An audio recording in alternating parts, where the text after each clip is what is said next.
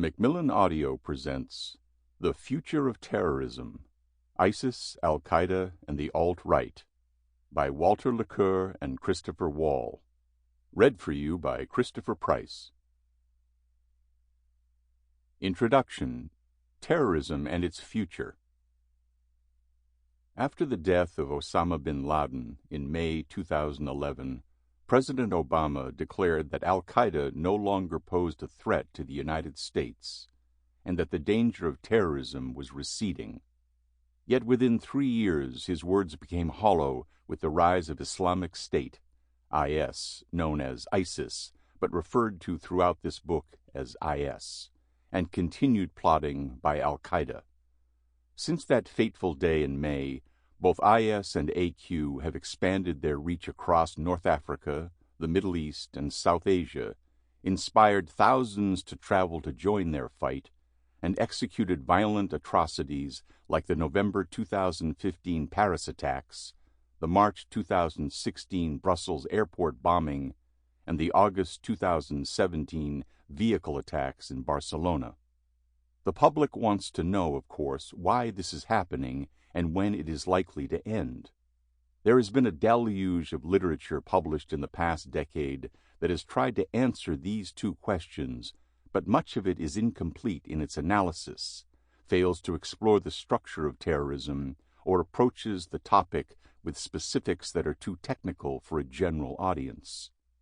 The fact is that terrorism is a phenomenon rife with inconsistencies, conspiracies, mixed ideologies, and the ability to generate immense fear, which is exploited by both politicians and terrorists alike.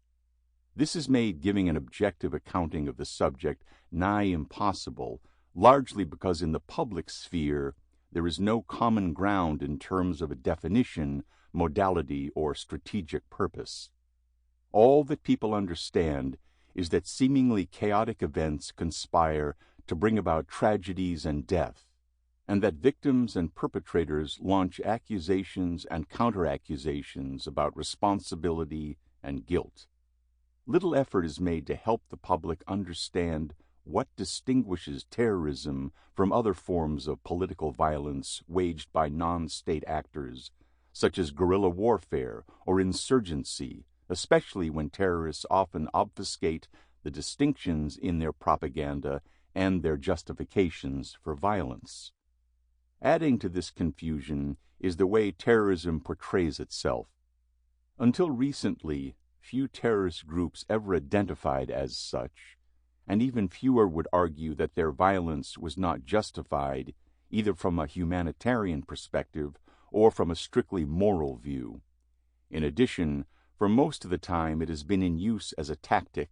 Terrorism has seen groups emerge from all over the ideological spectrum: the violent left-wing intellectuals of Europe, the brutal fascists in Germany and Italy prior to World War II, and various groups from all the world's major religions.